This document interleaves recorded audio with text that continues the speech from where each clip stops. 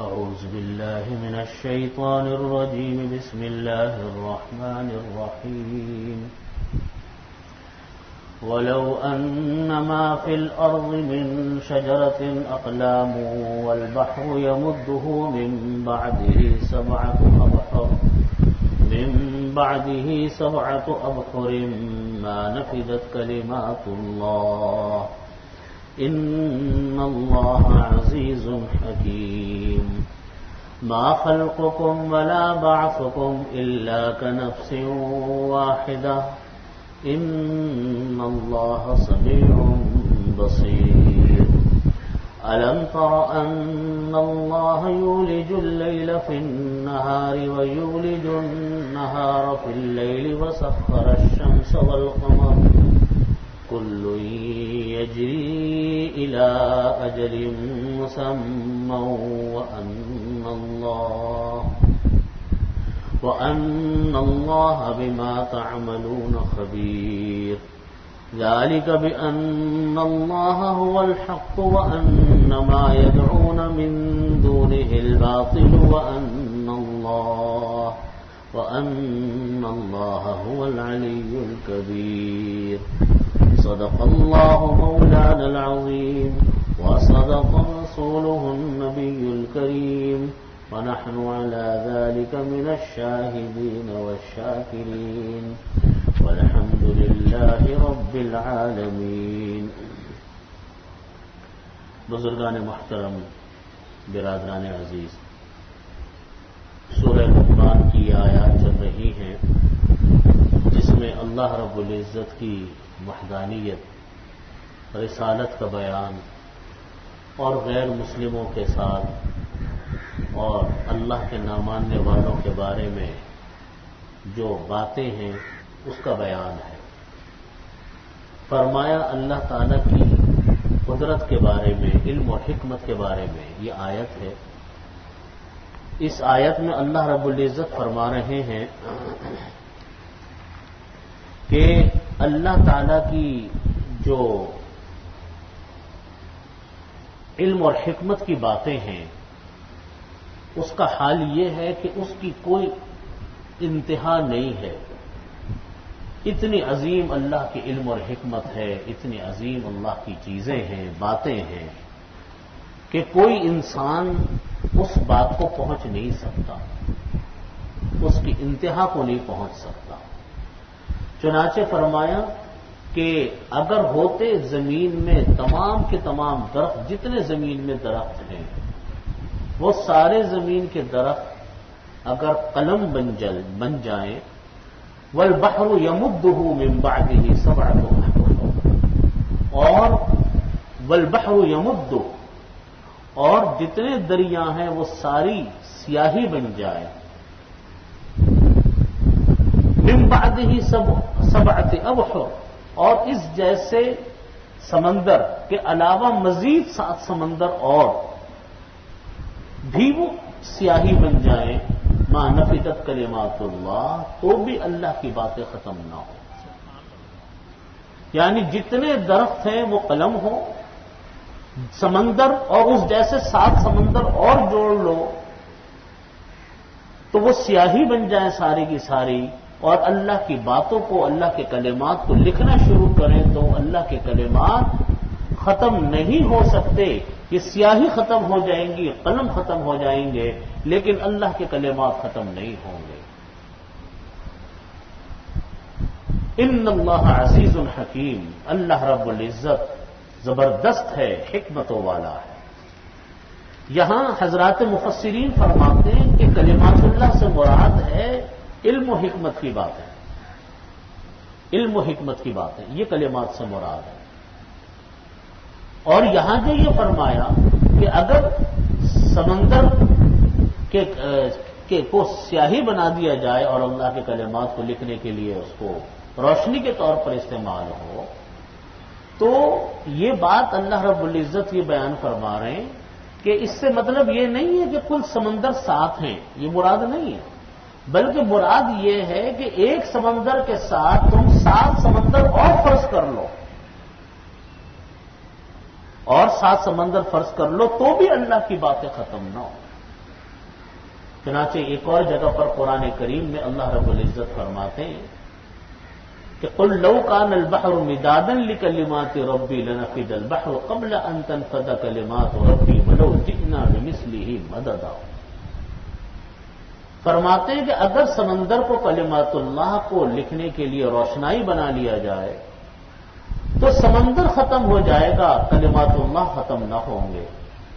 اور صرف یہی سمندر نہیں، اس جیسے اور سمندر کو بھی شامل کر دیں تب بھی بات یہی رہے گی کہ اللہ کی باتیں، اللہ کی علم و حکمت کی باتیں ختم ہونے والی نہیں.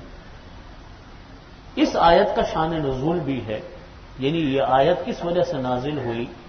اس وجہ سے نازل ہوئی کہ یہودیوں کے کچھ علماء وہ نبی کریم صلی اللہ علیہ وسلم کے پاس آئے اور آ کر کہا کہ قرآن پاک کی ایک آیت ہے کہ وَمَا أُوتِيتُم مِّنَ الْعِلْمِ إِلَّا قَلِيلًا. قرآن قریب میں اللہ رب العزت فرماتے ہیں کہ وَمَا أُوتِيتُم مِّنَ الْعِلْمِ إِلَّا قَلِيلًا. آپ لوگوں کو، تمام انسانوں کو جو علم دیا گیا نہیں دیا گیا مگر بہت تھوڑا علم دیا گیا. حضرت صلی اللہ علیہ وسلم جب مدینہ طیبہ تشریف لائے تو یہودیوں کے علماء آئے اور آپ سے بحث کی انہوں نے، اور انہوں نے کہا کہ آپ جو یہ کہتے ہیں کہ تمہیں تھوڑا علم دیا گیا، اس سے مراد امت محمدیہ ہیں، آپ حضرات ہیں، یا یہودیوں کی جو قوم ہے، موسیٰ علیہ السلام کی جو قوم ہے وہ بھی اس کے اندر داخل ہے؟ آپ نے فرمایا کہ اس سے مراد سب ہے، یہودی ہیں، مسلمان ہیں، عیسائی ہیں، سب کے بارے میں حکم یہی ہے کہ اللہ نے بہت تھوڑا علم دیا. تو انہوں نے کہا کہ ہمیں تو اللہ رب العزت نے تورات دی جو اللہ کی نازل کردہ کتاب ہے. اللہ تعالیٰ نے اپنی کتاب میں بیان فرمایا کہ یہ کتاب وہ ہے تبیان لکل شیء، کہ اس میں ہر چیز کا بیان ہے. تو آپ نے جو یہ کہا کہ ہمیں تھوڑا علم دیا، تو کہاں تھوڑا علم دیا؟ ہمیں تو تورات میں اللہ نے ہر چیز لکھ کر دے دی، تو تبیان لکل شیء خود ہی اللہ نے فرمایا. آپ نے فرمایا کہ اگرچہ لکھا ہے لیکن اللہ کے علم کے مقابلے میں پھر بھی بہت تھوڑی چیز ہے. اللہ کے علم کے مقابلے میں پھر بھی بہت تھوڑی ہے جو کچھ کتاب میں لکھ کر اللہ نے دیا. اور دوسرا مطلب یہ تھا کہ انسان جو کچھ اللہ نے لکھا ہے اپنی کتابوں میں، انسان کی عقل اور فہم اس کا پوری طرح ادراک نہیں کر سکتی. بعض لوگوں نے یہ بھی مطلب اس کا بیان فرمایا. تو جو کچھ بھی ہے وہ اللہ کا دیا ہوا علم ہے، لیکن تھوڑا ہے. لیکن اللہ کی باتیں بہت ہیں، وہ اللہ کی باتیں، حکمت اور دانائی کی باتیں کبھی ختم ہونے والی نہیں. یہ مطلب ہے اس کا کہ اگر جو کچھ آسمان، جو کچھ کے زمین میں ہیں، درخت جتنے بھی ہیں، ان کو اللہ اگر قلم بنا دے اور دریاؤں کو اللہ سیاہی بنا دے اور مزید ایک دریا کے ساتھ 7 سمندر اور جوڑ لو، ما نفدت کلمات اللہ، تو بھی اللہ کی باتیں ختم نہ ہوں، اللہ کی علم و حکمت کی باتیں ختم نہ ہوں. ان اللہ عزیز الحکیم، اللہ عزیز ہیں، زبردست ہیں، حکیم، اللہ حکمت والے ہیں. وما خلقکم ولا بعثکم الا کنفس واحدہ. اللہ تعالیٰ فرماتے کہ تمہارا پیدا کرنا اور دوبارہ تمہارا اٹھانا وہ اللہ تعالیٰ کے لیے بالکل ایسا ہے جیسے ایک مرتبہ کا پیدا کرنا. یہ بات اس لیے اللہ تعالیٰ بیان فرما رہے ہیں کہ لوگوں کو یہ شبہ بار بار پیش آتا ہے کہ بھئی ہم مرنے کے بعد دوبارہ زندہ کیسے کیا جائے گا. قرآن پاک نے اس بات کو کہ بعث بعد الموت برحق ہے، مرنے کے بعد دوبارہ زندہ کیا جانا برحق ہے، اس بات کو اللہ تعالیٰ نے بار بار بیان فرمایا. یعنی کیا مطلب ہے؟ ہماری ایک مرتبہ موت آئے گی، سب کی ایک مرتبہ ہی موت آنی ہے. بڑے بڑے قاتل، بڑے بڑے دہشت گرد، بڑے بڑے ظالم اور جابر، مارنے والے مارتے ہیں لیکن ان کو بھی تو مرنا ہے نا. یہ تو نہیں ہے کہ ان کو مرنا نہیں ہے، ان کو بھی مرنا ہے، لیکن ایک ہی مرتبہ موت آنی ہے. مرنے کے بعد انسان دوبارہ زندہ کیا جائے گا، یہ بالکل ایک طے شدہ عقیدہ ہے. کس لیے دوبارہ زندہ کیا جائے گا؟ حساب کتاب ہوگا، جنت اور دوزخ کا فیصلہ ہوگا. کامیابیوں اور ناکامیوں کا فیصلہ ہوگا، کون بخشا گیا کون بخشا نہیں گیا، جو بخشا گیا وہ کامیاب ہوا، جو بخشا نہیں گیا وہ ناکام ہوا، دوبارہ زندہ کیا جائے گا۔ اور لوگوں کو اسی میں اعتراض ہوتا ہے۔ اللہ تعالیٰ فرماتے ہیں کہ یہاں ہمارے لیے کوئی مشکل نہیں ہے، ایک مرتبہ پیدا کرنا، دوبارہ زندہ کرنا، جس طرح پہلی مرتبہ پیدا کیا اسی طرح دوبارہ زندہ کر دیں گے، ہمارے لیے کوئی مشکل بات نہیں۔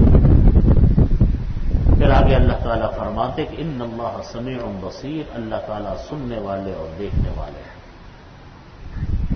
علم تعالیٰ، اللہ تعالیٰ کی قدرت کا بیان ہے۔ اللہ تعالیٰ فرماتے کہ دیکھو، تم اللہ تعالیٰ کی قدرت کاملہ کو دیکھو کہ کس طریقے سے دن اور رات آتے اور جاتے ہیں۔ اب شام ہو رہی ہے، مغرب کا وقت ہونے والا ہے، دن ختم ہو رہا ہے، دن ختم ہو رہا ہے، اب رات شروع ہو جائے گی، رات شروع ہوگی، پھر اب رات چلے گی چلے گی چلے گی، صبح کو آ کر رات ختم ہو جائے گی، پھر دن شروع ہو جائے گا۔ اللہ تعالیٰ فرماتے ہیں کہ یہ کام کوئی انسان کر سکتا ہے؟ کسی کے بس میں ہے کہ اس چلتے ہوئے وقت کو وہ روک دے؟ کسی کے بس میں ہے کہ اس آنے والے وقتوں کو وہ بریک لگا دے؟ کہ وہ کہے کہ صاحب آج دن 10 منٹ بعد شروع ہو جائے یا 10 منٹ پہلے شروع ہو جائے، رات 10 منٹ بعد شروع ہو جائے، پہلے شروع ہو جائے، گرمیاں ہیں تو سردیوں میں بدل جائے، سردیاں ہیں تو وہ گرمیوں میں بدل جائے، ایسا نہیں ہو سکتا۔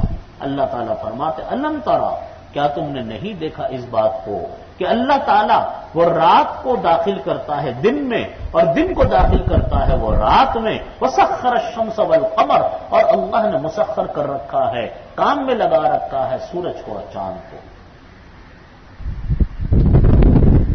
سورج بھی اپنا کام کر رہا ہے، چاند ہے وہ اپنا کام کر رہا ہے، سب اللہ کے حکموں کے تابع۔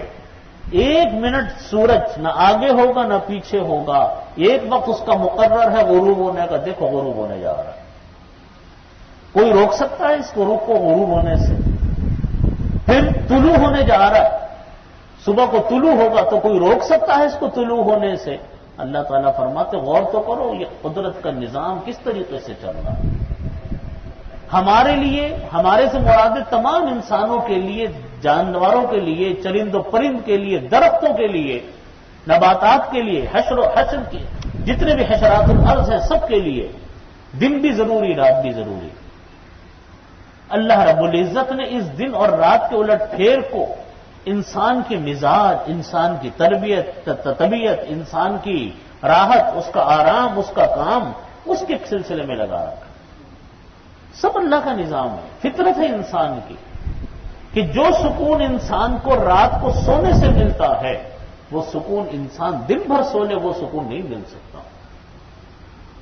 جو صحت، جو تازگی، تر و تازگی انسان کو رات کے سونے سے حاصل ہوتی ہے دن کے سونے سے حاصل نہیں ہو سکتی۔ دن کا وقت اللہ نے کام کے لیے رکھا، فطری وقت ہے کام کا، جو کام انسان دن کی روشنی میں کر لیتا ہے وہ کام انسان سے رات میں نہیں ہو پاتا۔ اللہ تعالیٰ فرماتے ہیں کہ یہ میں جو مثالیں دے رہا ہوں یہ ساری میری قدرت کی نشانی ہے کہ دیکھو ایک قدرت والا ہے، میں اللہ ہوں، میں وحدہ لا شریک ہوں، میری بندگی کرو، میری بات کو مانو، میری حکموں کی خلاف ورزی مت کرو۔ اس کو فرمایا کہ الم ترى ان اللہ یولج اللیل، کہ آپ نہیں دیکھتے کہ اللہ تعالیٰ رات کو داخل کرتا ہے دن میں اور دن کو داخل کرتا ہے رات میں، وسخر الشمس والقمر، اور اللہ نے سورج کو اور چاند کو سب کو مسخر کر رکھا ہے۔ کل یجری الی اجل مسمى، فرمایا کہ ہر چیز اپنی ایک مقررہ رفتار کے ساتھ چلتی ہے، ایک مقررہ وقت کے ساتھ چلتی ہے، ہر چیز اپنے ایک مقررہ وقت کے ساتھ چلتی ہے۔ وَأَنَّ اللَّهَ بِمَا تَعْمَلُونَ خَبِيرٌ، بے شک اللہ تعالیٰ جو کام بھی تم لوگ کرتے ہو خبیر، اس کو اچھی طریقے سے باخبر ہے۔ اللہ تعالیٰ کو دلوں کا حال بھی پتا، اللہ تعالیٰ کو ظاہر کا بھی پتا، اللہ کو باطن کا بھی پتا، کوئی چیز اللہ کے ارادے سے چھپی ہوئی نہیں۔ اسی وجہ سے ہر چیز کا علم اللہ کے پاس ہے، اللہ کی قدرت کاملہ اتنی وسیع ہے۔ اللہ تعالیٰ فرماتے ہیں ان سب کا حاصل یہ ہے کہ تم میری بندگی کرو، میری مانو۔ چین اور سکون اللہ نے رکھا ہے اللہ کی بندگی میں، اللہ کے حکم ماننے میں۔ یہ جتنے بھی احکامات ہیں نا شریعت کے، یہ سب احکامات انسان کے فائدے کے لیے، نقصان کے لیے نہیں۔ ہم تکلیفیں اٹھاتے ہیں اس لیے اٹھاتے ہیں اپنی زندگیوں میں کہ ہم شریعت کے احکامات کو پورا نہیں کر سکتے، ہم تکلیفیں اٹھاتے ہیں۔ آپ دیکھ لو ہماری گھریلو زندگیوں میں جو تکلیفیں ہیں وہ کس وجہ سے ہیں۔ آپ دیکھو کاروبار کے اندر جو مسائل ہیں کس وجہ سے ہیں۔ اس وجہ سے ہیں کہ ہم نے اللہ کی نہیں مانی، اس کے رسول کی نہیں مانی، جس کی وجہ سے ہمارا کاروبار، ہماری زندگی، ہماری گھریلو زندگی، ہمارے کاروبار کی زندگی، ملازمت کی زندگی مسائل کا شکار ہوتی ہے۔ آپ دیکھ لیجیے اٹھا کر، آج آپ دیکھیں کاروبار میں لوگ بڑے بڑے پیسے بنانے والے، بڑی بڑی دولتیں کمانے والے دن رات پریشان ہیں۔ پیسے تو بہت ہیں، دولت تو بہت اکٹھی ہو گئی، لیکن پریشانی ہے کہ اپنی جگہ پر شاید زیادہ ہوگی کم نہیں ہوگی۔ ان دولت مند لوگوں سے کوئی پوچھے کہ نیند سکون سے آتی ہے تو بیشتر کہیں گے سکون سے بھی نہیں آتی۔ ہر وقت کا ایک خوف ہے، ہر وقت کی ایک پریشانی ہے، وہ ہے اللہ رب العزت نے احکامات جو بیان فرمائے انسان کو، کیا نبی کریم صلی اللہ علیہ وسلم نے بیان فرمائے کہ کیا کام کرو؟ سود مت لو۔ آج جتنا بڑا بزنس مین ہوگا اتنا بڑا سود کے قرض میں کی دلدل میں گھسا ہوا ہوگا۔ اگر اس کے پاس 5 فیکٹریاں ہیں تو 5 فیکٹریوں کے اوپر سود میں غرق ہوگا وہ۔ رشوت مت دو، جھوٹ مت بولو، دھوکہ مت دو، یہ اللہ اور اس کے رسول کے احکامات۔ دولت کمانے کے خاطر یہ سارے کام کیے، دولت تو بے شک مل گئی، دولت کوئی ایسی چیز اللہ کے نزدیک نہیں ہے کہ بہت کوئی کامیابی کی علامت ہو۔ وہ تو نمرود اور فرعون اور قارون کے پاس بھی بہت تھی دولت۔ دولت تو کوئی معیار نہیں، اور جس دولت کو وہ کما رہے ہیں اللہ کے حکموں کے خاطر کو چھوڑ کر، اللہ کے حکموں کو توڑ کر، وہ دولت کون سی قبر میں لے کر اتر جائیں گے؟ مکان یہ بنا لیا تو وہ بلڈنگ بنا لی تو وہ زمین خرید لی، وہ اتنے ایکڑ بنا لیے، تو کیا کرو گے اس کا؟ ٹھیک ہے حلال ملے بہت اچھی بات ہے، سبحان اللہ، لیکن قبر میں تو نہیں جائیں گے نا۔ جتنی زندگی اتنے دن استعمال کرنا ہے، باقی دوسروں نے استعمال کرنا ہے۔ اس کو اللہ تعالیٰ فرماتے ہیں کہ ان سب کا حاصل یہ ہے کہ اللہ کی بات کو مانو۔ قدرت کے بیان کا مقصد یہ ہے کہ دیکھو اتنا قادر مطلق ہے، کوئی چیز اللہ نے بیکار پیدا نہیں کی ہوئی۔ آج کل کی میڈیکل سائنس بھی یہ کہتی ہے، سائنس بھی یہ کہتی ہے کہ کوئی چیز اللہ نے بیکار نہیں بنائی ہوئی، ہر چیز کا کوئی نہ کوئی دنیا میں اللہ نے فائدہ رکھا۔ اتنے انسان موجود ہیں اس دنیا میں، اتنے جانور موجود ہیں، اتنے کیڑے مکوڑے موجود ہیں، اتنے حشرات الارض چرند و پرند موجود ہیں، نباتات موجود ہیں، سب کا ایک نظام اللہ نے بنا رکھا ہے، سب کی زندگیوں کا ایک سیٹ اپ اللہ نے بنا رکھا ہے۔ اللہ تعالیٰ فرماتے ہیں کہ یہ ہماری قدرت، اس قدرت کاملہ کا حاصل یہ ہے کہ تم اللہ کی بندگی پر آؤ، اللہ کی ماننے پر آؤ۔ آج معاملہ یہ ہے کہ اللہ کے حکموں کو تو ڈال دیتے ہیں پس سے پشت اٹھا کر، اس کو تو سوچتے ہی نہیں کہ اللہ نے کیا کہا، اور اگر کوئی بات بتا دو تو کہتے ہیں کہ جی یہ تو پرانے زمانے کی بات۔ اتنی بڑی بڑی فیکٹریاں بن رہی ہیں، اتنی بڑی بڑی کاروباری ڈیل سائن ہو رہی ہیں، معاہدے ہو رہے ہیں کاروباری۔ ان سے کوئی یہ پوچھے کہ آپ مسلمان ہو، کیا اسلام نے صرف نماز روزے کا کہا اور کوئی حکم نہیں دیا؟ اتنی بڑی کاروباری ڈیل کرنے جا رہے ہیں، اتنی بڑی بڑی فیکٹریوں کے معاہدے سائن ہو رہے ہیں، کبھی یہ بھی دیکھا کہ اس کے اندر کوئی حرام اور ناجائز چیز تو نہیں، کوئی اس سے بچنے کا بھی کوئی ذریعہ ہے کہ نہیں ہے، یا خود اپنے ذہن میں بٹھا کر بیٹھ گئے کہ ہمیں سوچنا نہیں ہے دین کو اور شریعت۔ نکاح ہوتے ہیں، شادیاں ہوتی ہیں، اس میں یہ نہیں دیکھا جاتا کہ جی شریعت کے احکامات کیا ہیں، کس جگہ رشتہ کرنا چاہیے کس طرح نہیں۔ اللہ رب العزت نے اس کے بھی احکامات بیان فرمائے کہ رشتے کہاں ہوں گے کہاں نہیں ہونے چاہیے، جس کا آج ہم لوگ خیال نہیں کرتے۔ ہمارے ہاں بس یہ دیکھتے ہیں کہ جی پیسہ کتنا کماتا ہے، بینک بیلنس کتنا ہے، کیا اس کے پاس دولت ہے، اور اگر باہر کا کوئی گرین کارڈ وغیرہ پاسپورٹ اس کے پاس ہے تو سبحان اللہ آنکھیں بند کر کے شادی کر دو، پھر بعد میں جو ہوتا رہے دیکھتے رہو۔ شریعت نے اس چیز کو تو معیار نہیں بنایا.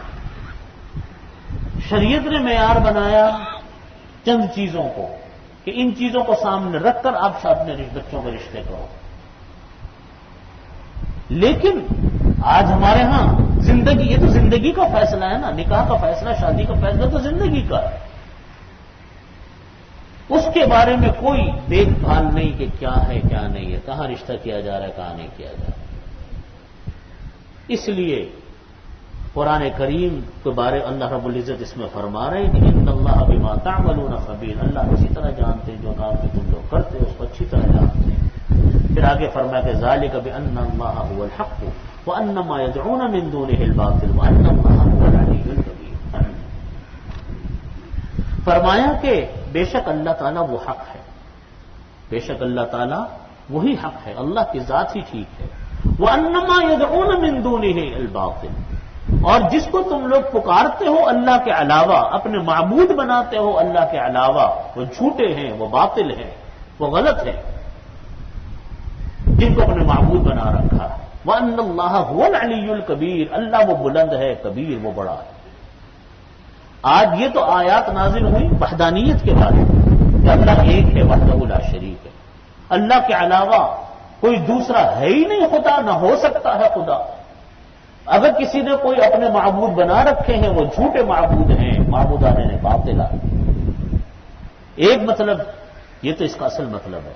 اسی سے یہ بات بھی مفہوم ہوتی ہے کہ بعض جو لوگ اللہ کے نظام کو چھوڑ کر دوسروں کے نظام کو اپناتے ہیں، اگر اس نظام میں کوئی احکامات قرآن اور حدیث سے متصادم ہے، جیسے گورنمنٹ کے قوانین ہوتے ہیں، وہ اللہ کے حکموں کے اگر متصادم ہیں تو ان احکامات کو چھوڑنا ضروری ہے، ان پر عمل نہیں کیا جائے گا. قرآن کریم کی آیت ہے نا، یا ایھا الذین آمنوا اطیعوا اللہ واطیعوا الرسول واولی الامر منکم، اے لوگوں تم اللہ کی اطاعت کرو، اللہ کے رسول صلی اللہ علیہ وسلم کی اطاعت کرو، اور اولو الامر حکمرانوں کی اطاعت کرو. لیکن کب تک حکمرانوں کی اطاعت کرو؟ جب تک کہ کسی ناجائز چیز کا حکم مت دیں. گورنمنٹ نے اگر کوئی قانون بنایا اور وہ قانون ناجائز ہے، یا گورنمنٹ کا کوئی حکم ہے وہ ناجائز ہے، قرآن و حدیث کی روح سے ناجائز ہے، اس کی پابندی نہیں کی جائے گی، بلکہ اللہ کے حکم کو پورا کیا جائے گا. ماں باپ کا کتنا بڑا درجہ ہے، لیکن ماں باپ کی اطاعت فرض و واجب ہے، لیکن ماں باپ اگر کسی ناجائز کام کا حکم کرے جو قرآن اور سنت کے خلاف ہے تو ماں باپ کے حکم کی پیروی نہیں کی جائے گی. لا طاعت لمخلوق فی معصیت الخالق، کسی مخلوق کی اطاعت واجب نہیں جس میں خالق کی نافرمانی ہوتی ہے.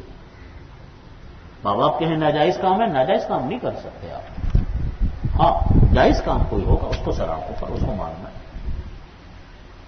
تو یہاں حکم یہی ہے کہ تم اس بات کی ہم اگر عادت ڈالیں کہ ہمارا ہر کام اللہ کے حکم کے مطابق ہو، اللہ تعالیٰ انسان کو دنیا اور آخرت کی راحتیں عطا فرماتے ہیں، اور زندگیوں میں اللہ تعالیٰ چین اور سکون عطا فرماتے ہیں.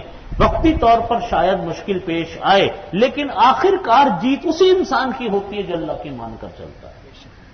وقتی طور پر مشکل بعض اوقات آ جاتی ہے، لوگ کہتے ہیں کہ ہمیں یہ کام کرنے میں مشکل ہوئی. ٹھیک ہے، ہو سکتی ہے مشکل، میں یہ نہیں کہتا کہ نہیں ہوگی، ہو سکتی ہے کہ آ جائے، لیکن مشکل ختم ہونے کے بعد راحت اسی کے اندر ہے جس کا اللہ نے حکم دیا. اپنی دلوں میں یہ بات بٹھا لیں، ہم بھی اس بات کی پابندی کریں. قرآن پاک کا یہ حکم ہے کہ اپنے گھر کے نظام کو، اپنی زندگیوں کو، اپنے اپنے گھر والوں کے بچوں کی زندگی کو اللہ کے حکموں کے مطابق گزارنا. کوئی کمی بیشی ہو جائے، کوئی اونچ نیچ ہو جائے تو توبہ کے دروازے تو بند نہیں ہے، اللہ سے معافی مانگو. کسی کا کوئی حق ہے تو حق دے کر معافی مانگو، اللہ معاف کرنے والا. اسی پر میں اپنی بات ختم کرتا ہوں. یہاں پر یہ رکوع بھی پورا ہو گیا. میں کچھ بات عرض کرنا چاہتا ہوں آپ کے سامنے شب برات کے حوالے سے، جو 2-3 دن بعد انشاءاللہ آنے والی ہے. کہ شب برات جو ہے یہ اس کے بارے میں طرح طرح کے لوگوں کے ذہنوں میں باتیں رہتی ہیں. تو یاد رکھیے شب برات کا ذکر احادیث میں آتا ہے، اور نبی کریم صلی اللہ علیہ وسلم نے شب برات کی فضیلت بھی بیان فرمائی. بہت سارے لوگ اس موقع پر مخالف میں مضمون بھی لکھتے ہیں کہ جی اس کی کوئی حیثیت نہیں ہے، یہ ہے وہ ہے. تو یاد رکھیے ایسی بات نہیں. البتہ یہ بات ہے کہ جتنی روایات آتی ہیں احادیث میں وہ اپنی سند کے لحاظ سے ضعیف روایات ہیں، لیکن بہرحال وہ ایک نہیں ہے بلکہ بہت ساری روایات ہیں.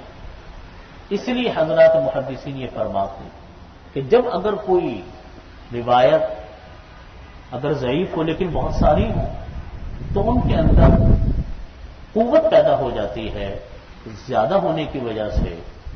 اس لیے شب برات کو صحیح طریقے سے اہتمام کے ساتھ گزارنا چاہیے. نبی کریم صلی اللہ علیہ وسلم نے فرمایا کہ اس رات میں اللہ رب العزت اتنے انسانوں کی مغفرت فرماتے ہیں جتنی کہ قبیلہ کلب کی بکریوں کے بال ہیں. قبیلہ کلب عرب کا ایک بڑا مشہور قبیلہ تھا، جس قبیلے کی میں بکریاں جو تھیں، ایک تو بکریاں زیادہ ہوتی تھیں اور اس کے اوپر بال بہت ہوتے تھے. تو فرمایا اتنے انسانوں کے اللہ تعالیٰ مغفرت فرماتے. اس لیے شب برات کو صحیح طریقے سے ادا کرنا چاہیے. اور ان جیسی اہم راتوں کے لیے چاہے وہ شب برات ہو، چاہے وہ شب قدر ہو، یا کوئی اس طرح کی جو راتیں ہوتی ہیں فضیلتوں والی، ان راتوں کے لیے کوئی الگ سے مستقل عبادت کا حکم نہیں ہے شریعت کہ آپ ضرور اس طریقے سے عبادت کریں تو عبادت ہوگی ورنہ نہیں. سب سے پہلا نمبر عبادت کا، سب سے پہلا کام عبادت کا وہ ہے فرائض کا پورا کرنا. اس رات کو مغرب، عشاء، فجر کی نمازوں کو جماعت کے ساتھ تکبیر اولیٰ کے ساتھ پڑھنے کا پہلے نمبر پر اہتمام فرمائے. سب سے پہلی بات تو یہ کہ جماعتیں جو فرض ہے، جو سب سے زیادہ ضروری چیز ہے، ان کو اپنے وقت کے اوپر ادا کریں. جماعت کے ساتھ، مرد جماعت کے ساتھ ادا کریں، تکبیر اولیٰ کے ساتھ کوشش کریں. عشاء کی نماز بھی، فجر کی نماز بھی. اور عورتیں اول وقت کے اندر نمازیں گھروں میں ادا فرمائیں.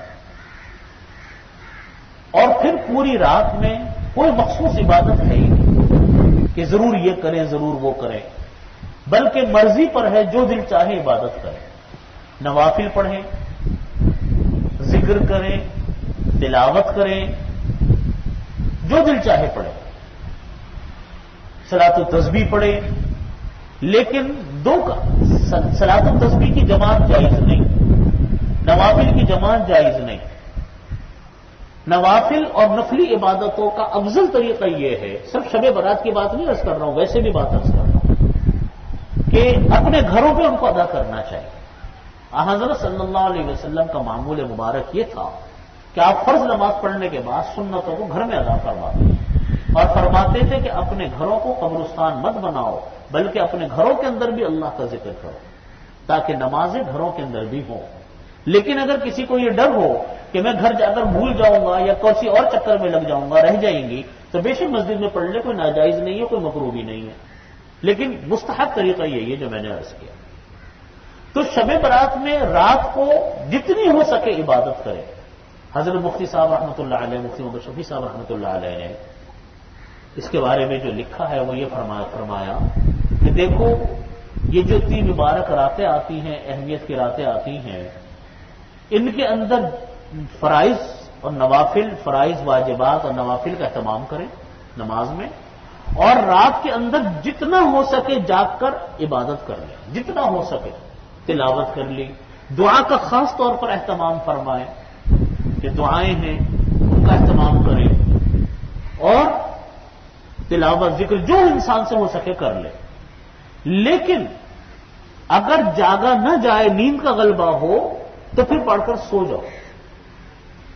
کسی مجلس میں بیٹھنا، ذکر آپس کے دوستوں کی گپ بازی میں بیٹھنا کہ چلیے کب گپ شپ لگائیں گے، باتیں کریں گے، پھر دوبارہ چلے جائیں گے، اس گپ وغیرہ اور گفتگو کے اندر، نشست و برخاست کے اندر پتہ نہیں انسان سے کتنے گناہوں میں ابتلا پیش آ جاتا ہے۔ کسی کی غیبت ہو گئی، کسی کے ساتھ کچھ کر لیا، کوئی اور الٹی سیدھی بات کر لی، تو وہ ان راتوں میں پھر گناہ بھی پھر اسی طریقے سے انسان کے کھاتے میں آتا ہے۔ اس لیے حکم یہی ہے کہ حکم اس کا یہی ہے کہ اب ان راتوں کو، عبادت کی ہیں راتیں، ان کو صحیح طریقے سے ادا کریں اور توبہ استغفار کریں، توبہ استغفار کا اہتمام کریں، دعاؤں کا اہتمام کریں، اور اس کے بعد جتنا ہو سکے عبادت کریں۔ عبادت نہیں ہو رہی تو سو جائیں، پھر نماز فجر پڑھیں، تہجد پڑھیں، اپنا معمول اپنا پورا کریں۔ لیکن یہ جو ہمارے ہاں میسیجز چلتے ہیں کہ صاحب فلانی رکعت میں یہ صورت، فلانی رکعت میں وہ صورت، اتنی مرتبہ یہ اور اتنی مرتبہ وہ، یہ لوگوں کے اپنے بتائے ہوئے طریقے ہیں، قرآن اور حدیث سے اس کا کوئی ذکر نہیں ہوتا۔ ہمارے یہاں یہ بہت چلتے ہیں ان دنوں میں ویسے کہ پہلی رکعت میں اتنی مرتبہ قل ہو اللہ پڑھ لو، تو دوسری رکعت میں اتنی مرتبہ یہ پڑھ لو، تو تیسری رکعت میں اتنی مرتبہ یہ پڑھ لو۔ یہ اپنے اپنے بتائے ہوئے لوگوں کے ہیں مسئلے، اس کا قرآن اور حدیث پہ کوئی ذکر نہیں ہے۔ وہاں تو یہ کہ نماز پڑھ لو، بس جتنا ہو سکے پڑھ لو۔ اللہ رب العزت کے ہاں عبادات کی کثرت جو ہے نا وہ قابل اعتبار نہیں ہوتی، بلکہ عبادات میں وزن پیدا ہو، وزنی عبادت ہو۔ وزنی عبادت پیدا ہوتی اتباع سنت سے، سنت کے مطابق خلوص اور اتباع سنت، ان دو طریقوں سے عبادت میں وزن پیدا ہو۔ کون کون سی چیزیں؟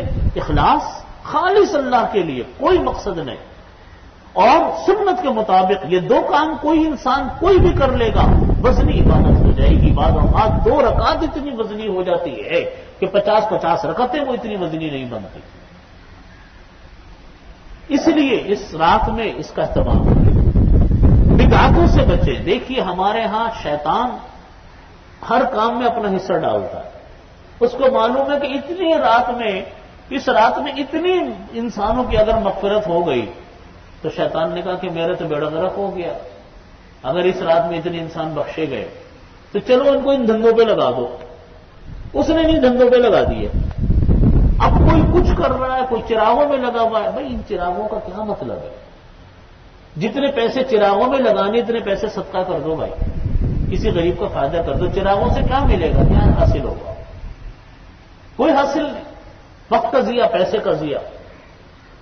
اور صدقہ خیرات کا اہتمام کریں، لیکن یہ پکاؤ اور وہ پکاؤ، یہ تقسیم کرو وہ تقسیم نہ کرو، یہ پکا کر تقسیم نہیں کہ حلوہ بنا کر اگر تقسیم نہیں کرو تو یہ مصیبت آ جائے گی، بے برکتی آ جائے گی، سب جاہلانہ باتیں، سب بیکار کی باتیں۔ کچھ کرنا ہے، کوئی چیز میں نے کہا ضروری نہیں، صدقہ خیرات کریں، ضرور کریں، بدعتوں سے بچیں۔ کل بدعت ضلالہ، حدیث شریف میں فرمایا ہر بدعت گمراہی ہے، وہ کل ضلالت فی النار، اور ہر ضلالت انسان کو وہ دوزخ میں لے جانے والی۔ اس لیے بدعتوں سے بچائیں اپنے آپ کو۔ کوئی میں نے عرض کیا آپ کو کہ فرض نماز ویسے بھی فرض ہے، شب برات میں بھی فرض ہے، رمضان میں بھی فرض ہے، غیر رمضان میں بھی فرض ہے، وہ تو فرض ہے۔ مغرب عشاء فجر یہ تو اس رات میں آ رہی ہے تو اہتمام سے پڑھنی چاہیے، کیونکہ سب سے زیادہ ثواب تو فرض پہ پورے کرنے کا ملتا ہے۔ باقی کوئی مخصوص عبادت نہیں، جو دل چاہے کریں۔ یہ ہے رات کی بات۔ البتہ تہجد کی نماز کے بارے میں عرض کر دوں کہ ہے تو نفلی عبادت، لیکن تہجد کی نماز یہ ان نفلی عبادتوں میں سے ہے جو نبی کریم صلی اللہ علیہ وسلم نے کبھی نہیں چھوڑی۔ اس لیے رمضان میں بھی میری درخواست آپ سب بھائیوں سے، بہنوں سے، خواتین سے یہ ہے کہ شب برات ہو یا رمضان ہو، اہتمام تہجد کا سب سے زیادہ نفلی عبادتوں میں کرنا چاہیے، کیونکہ نفلی عبادتوں میں یہ بہت زیادہ اہم ترین عبادت تھی۔ نبی کریم صلی اللہ علیہ وسلم اس کا اہتمام کریں، گناہوں سے بچنے کی خاص فکر کریں۔ میں نے پہلے بھی یہ بات عرض کی تھی کہ آدمی اگر، یہ حدیث میں بھی آتا ہے، حضرت عثمان رضی اللہ عنہ کی ایک روایت آتی ہے کہ حضرت عثمان رضی اللہ عنہ نے فرمایا کہ اگر کوئی انسان عشاء کی نماز جماعت کے ساتھ پڑھے تو آدھی رات عبادت کا ثواب ملتا ہے، اور فجر کی نماز جماعت کے ساتھ کرے تو بقیہ آدھی رات عبادت کا ثواب ملتا ہے، تو پوری رات ہو گئی نا۔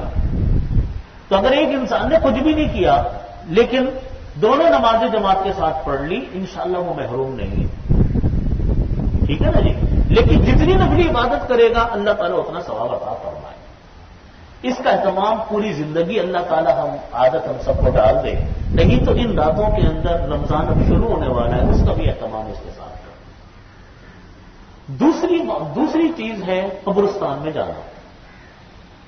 اس رات میں حضرت ام المومنین عائشہ صدیقہ رضی اللہ عنہا فرماتی ہیں کہ نبی کریم صلی اللہ علیہ وسلم رات کو اٹھے اور باہر نکلے تو میں نے دیکھا، میں پیچھے گئی کہ دیکھنے کے لیے کہ بہت دیر نہیں آیا، تو میں دیکھنے گئی کہ کہاں چلے گئے۔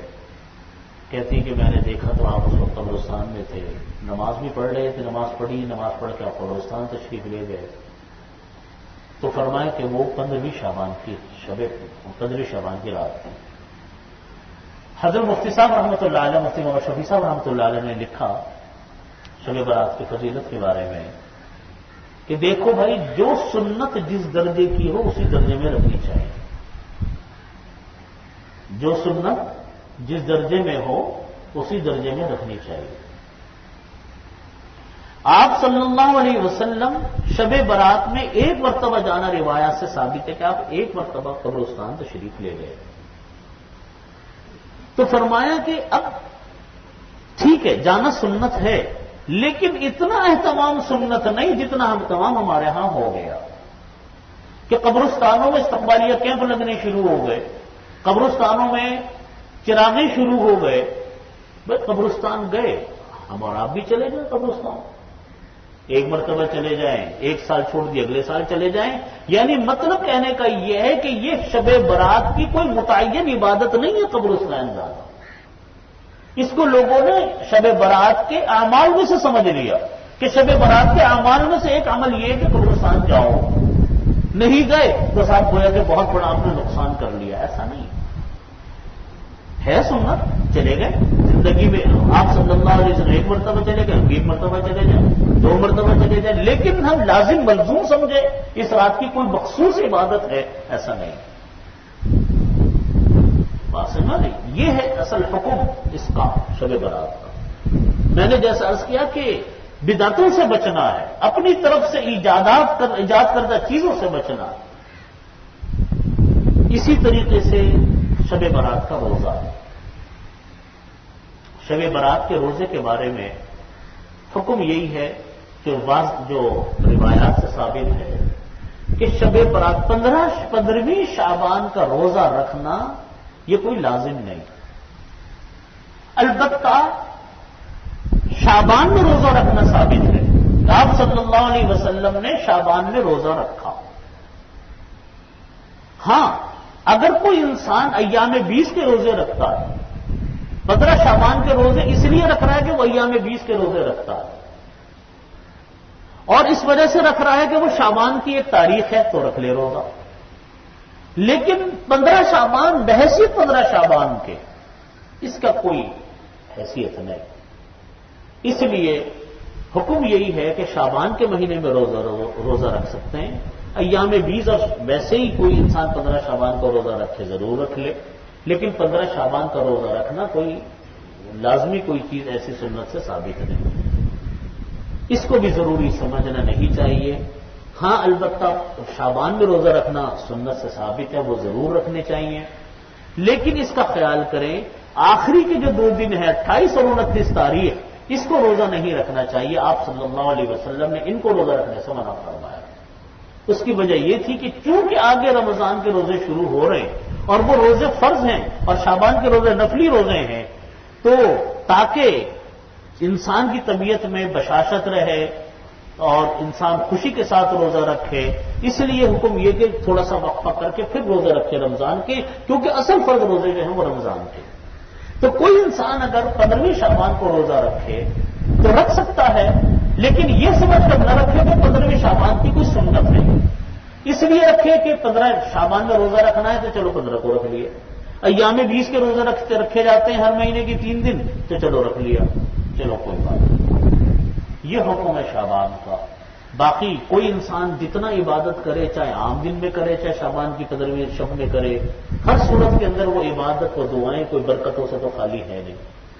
اس لیے ہمیشہ اہتمام اس کا کرنا چاہیے کہ رمضان کے یہ شب برات کی جو ملے، اللہ کی اس کو نعمت سمجھیں، اس کو دعاؤں میں استعمال کریں، ذکر میں استعمال کریں، بدعتوں سے بچیں، گناہوں سے بچیں، اور اللہ تعالیٰ سے اپنی خیر اور عافیت والی زندگی کے طلبگار۔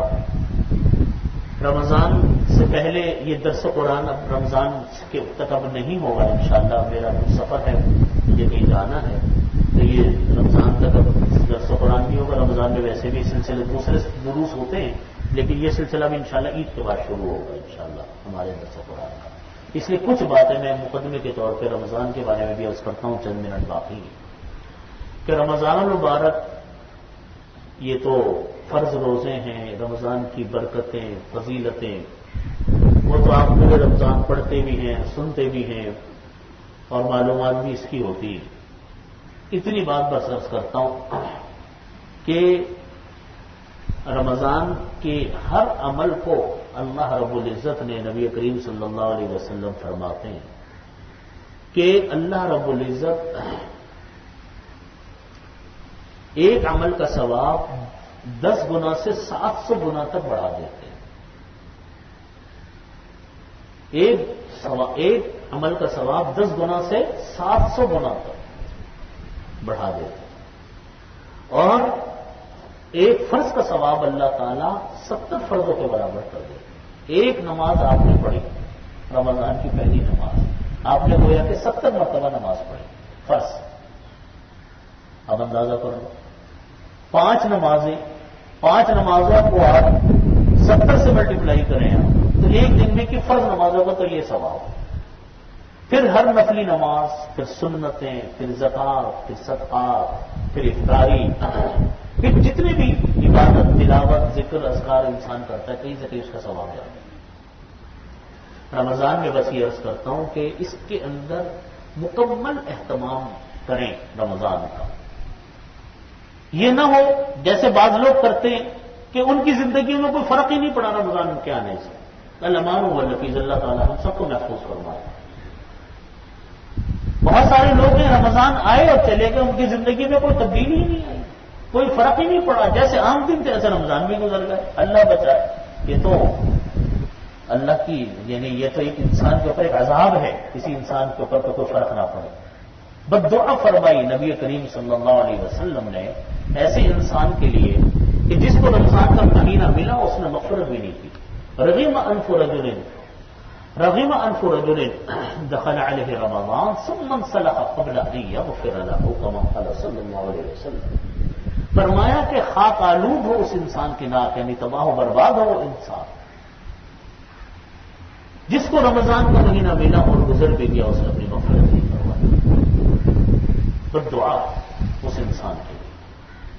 حضرت صلی اللہ علیہ وسلم نے مسجد نبوی میں تشریف لے گئے خطبے کے لیے۔ پہلی سیڑھی پر قدم رکھا تو فرمایا کہ آمین، پھر دوسری سیڑھی پر قدم رکھا تو فرمایا کہ آمین، پھر تیسری سیڑھی پر قدم رکھا تو فرمایا کہ آمین۔ صحابہ کرام نے پوچھا کہ یا رسول اللہ آپ نے آمین کیوں پڑھی؟ آپ نے فرمایا کہ میرے پاس جبریل امین علیہ الصلوۃ والسلام آئے اور 3 طرح کے انسانوں کے لیے بد دعا کی جس پر میں نے آمین کہا۔ اب دیکھیے بد دعا دینے والے کون؟ جبریل امین علیہ السلام۔ آمین کہنے والے کون؟ اللہ کے نبی صلی اللہ علیہ وسلم۔ مقام کون سا؟ مسجد نبوی کا۔ مسجد نبوی کے اندر بھی ممبر رسول صلی اللہ علیہ وسلم، جس کے بارے میں فرمایا کہ ما بین ممبری و بیتی و ممبری روضۃ من ریاض الجنہ، میرے ممبر اور میرے گھر کے درمیان کی جگہ جنت کے باغات میں سے ایک ہے، وہاں بد دعا ہو گئی 3 طرح کے انسانوں۔ نمبر 1 فرمایا کہ وہ انسان جس کے سامنے میرا نام نامی لیا جائے، نبی علیہ الصلوۃ والسلام کا ذکر مبارک ہو اور وہ میرے اوپر درود نہ پڑے۔ فرمایا دوسرا انسان وہ جس کو ماں باپ ملے اور وہ اپنے لیے مغفرت نہ کروائے۔ تیسرا انسان وہ جس کو رمضان کا مہینہ ملا اور اس نے اپنی مغفرت نہیں کروائی، گزر بھی گیا۔ تو بھائی یہ رمضان کا مہینہ سب سے ترتیب یوں ہے، جو بات میں عرض کرنا چاہتا ہوں، باقی تفصیلی بیانات تو انشاءاللہ آپ سنیں گے۔ فرائض سب سے اہم چیز ہے فرائض۔ رمضان میں جو بھی فرض ہے، ایک تو روزہ فرض ہے، وہ تو ہے، پھر نمازیں فرض ہیں، زکوٰۃ کا آپ مسئلے سب معلوم کر کے اہتمام کے ساتھ زکوٰۃ ادا کریں، اور زکوٰۃ جس طریقے سے دیگر فرائض ہے، زکوٰۃ بھی ایک فرض ہے۔ اور اس کے بعد گناہوں سے بچنا، نفلی عبادتوں سے پہلے گناہوں سے بچنا آتا ہے، یاد رکھیے۔ جس طرح فرض ہوتے ہیں کرنے کے، اسی طرح گناہوں سے بچنا بھی فرض ہے۔ ہم لوگ فرائض، یہ جو فضائل کی احادیث جب ہم پڑھتے ہیں وہ اپنی جگہ پر بالکل برحق ہیں، ان پر ضرور عمل کرنا چاہیے، لیکن کوشش یوں ہوگی کہ پہلے فرض ہوں گے، اس کے بعد گناہوں سے بچنے کا اہتمام ہو، تیسرے نمبر پر نفلی عبادتیں آتی ہیں۔ اگر کسی سے کوئی حق آپ کے ذمے میں ہے، کسی سے کوئی جھگڑا ہے، کسی سے کوئی بات چیت بند ہے، کسی سے ناچاکیاں ہیں، یا تو ان دنوں میں شب برات سے پہلے ان ناچاکیوں کو ختم کر لیں، کیونکہ حدیث شریف میں نبی کریم صلی اللہ علیہ وسلم نے منع فرمایا کہ کسی مسلمان سے 3 دن تک سلام و کلام بند کیا جائے، اس سے اپنے منع فرمایا۔ قطع رحمی یہی ہے کہ رشتہ داروں سے ملنا جلنا چھوڑ دیا جائے۔ اگر کسی سے کوئی جھگڑا ہے، اپنے جھگڑے کو آپ شب برات سے پہلے ختم کر دیں، تاکہ جب اللہ کے سامنے کھڑے ہوں تو کسی کا کوئی حق آپ کے ذمہ میں باقی نہ ہو۔ اسی سے یہ بات ہی چلتی ہے، بس مختصر سی بات کرتا ہوں، وقت ختم ہے، کہ اگر کسی کے ذمے میں کوئی حق آپ کے ذمے میں ہے، یا آپ اس حق کو معاف کروائیں تو اللہ معاف کرنے والا ہے، چاہے 1 روپیہ کا حق کیوں نہ ہو۔ حدیث شریف میں فرمایا کہ شہید کے اللہ سارے گناہ کو معاف فرماتے ہیں، لیکن قرضہ شہید کا بھی معاف نہیں ہوتا۔ یغفر للشہید کل ذنب الا الدین، شہید کے سارے گناہ معاف کر دیں گے، قرضہ شہید کا بھی معاف نہیں ہوگا، قرضہ نہیں معاف ہوگا۔ کسی کا کوئی پیسہ ہے، کسی کا کوئی حق ہے، اس کو پورا کرو، پھر اللہ معاف فرمانے والے۔ اور ہمارے لیے بھی دعا کریں، آج دوسرے کے لیے سب دعا کریں، تمام عالم اسلام مسلمانوں کے لیے دعا کریں، اور اس بات کی دعا کریں۔ حضرت مفتی صاحب رحمۃ اللہ علیہ کے عمل بتا دوں، بات اپنی پوری کرتا ہوں۔ حضرت مفتی شفیع صاحب رحمۃ اللہ علیہ فرمایا کرتے تھے، بھائی جب رمضان شروع ہوتا ہے تو 2 رکعت صلاۃ الحاجت پڑھ لیا کریں، تو فرماتے تھے میں بھی پڑھتا ہوں، اور صلاۃ الحاجت پڑھ کر اللہ سے یہ دعا مانگو کہ یا اللہ اتنا اہم مہینہ آ گیا، ابھی شروع ہو رہا ہے، میں آپ سے دعا مانگتا ہوں کہ یا اللہ اس مہینے کو عافیت کے ساتھ، خیریت کے ساتھ، اپنی رضا کے مطابق، اپنی سنت کے مطابق، فرائض واجبات کے اہتمام کے ساتھ اس کو پورا فرما۔